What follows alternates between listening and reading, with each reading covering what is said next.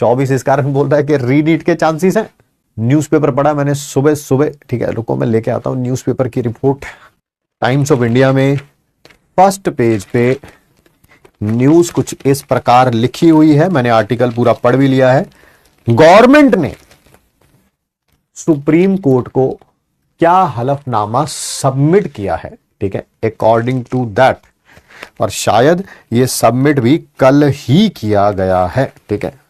उन्होंने ये लिखा है, हाँ, late evening affidavit on Wednesday, यानी कि कल शाम को सेंट्रल गवर्नमेंट ने अपना एफिडेविट दिया है सुप्रीम कोर्ट को। तो कल शाम की रिपोर्ट है ये, ठीक है।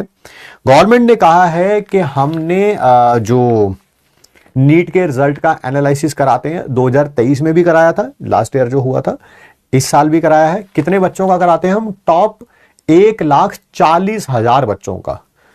काउंसलिंग में फायदा किन बच्चों को होता है? जिनकी सीट मिलने की प्रोबेबिलिटी होती है, कोई सी भी सीट मिलने की प्रोबेबिलिटी होती है, दैट इज 1,10,000। हम डाटा एनालिसिस लास्ट ईयर से ही करा रहे हैं, 2023 में भी कराया हमने, 2040 में भी कराया। किसका? एक टॉप 1,40,000 का। कौन करता है ये गवर्नमेंट की तरफ से data analysis? According to the government इन्होंने बोला कि IIT मद्रास, ठीक है, और उन्होंने कोई भी एबनॉर्मेलिटी नहीं पाई है। ये गवर्नमेंट का एफिडेविट है जो कि ऑब्वियसली कोर्ट में गया है, उसके ऊपर जो भी डिसीजन होगा वो देखा जाएगा, ठीक है। बट मैं आपको बता रहा हूं कि गवर्नमेंट ने ये बोला है कि, और ये भी बोला है कि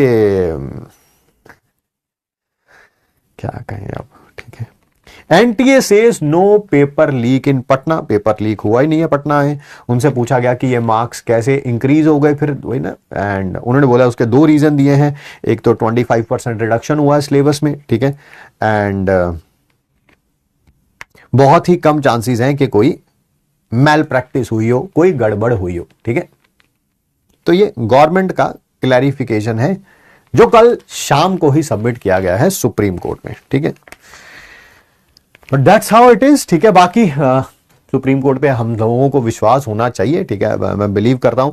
आप पता नहीं, एक्चुअली कई लोग पता क्या है, सुप्रीम कोर्ट को फॉलो ही उन्होंने अब फॉलो करना शुरू किया है नीट के कारण, ठीक है। हम तो देखो इतना टाइम हो गया सुप्रीम कोर्ट को हम देखते आए, सुप्रीम कोर्ट हमेशा सही जजमेंट ही देता है। आपको सही बात बताऊं, चाहे वो हमारे फेवर में हो या ना हो, एक अलग बात है। देखो जब भी ये डिसीजन आएगा, रीनीट होगा नहीं होगा, that's a different issue all together, ठीक है। एंड मेरा ये मानना है, एटलीस्ट मतलब मिनिमम जितने भी सेंटर हैं जो कि शक के दायरे में है, ये मेरा मानना है। देखिए मैं एक इंडिविजुअल हूं, मैं कोई PW का स्पोक्स पर्सन नहीं हूं, ठीक है। मेरा ये मानना है एटलीस्ट कि जो सेंटर शक के दायरे में है, चाहे उसमें एक भी ऐसा बच्चा है जो शक के दायरे में है, ठीक है, उन सेंटर पर तो कम से कम रीनीट करवा ही लो, है ना। अभी देखा नहीं आपने वो 1500 कुछ बच्चों का जो रीनीट हुआ है ग्रेस मार्क्स वालों का, उनमें से कई ऐसे बच्चे हैं जो एग्जाम देने ही नहीं गए। अरे मैं एक स्टूडेंट हूं, मेरे मान लेता हूं ईमानदारी से 580 मार्क्स आ रहे थे, ठीक, और ग्रेस मार्क्स के कारण मेरे को 680 मिल गए, ठीक।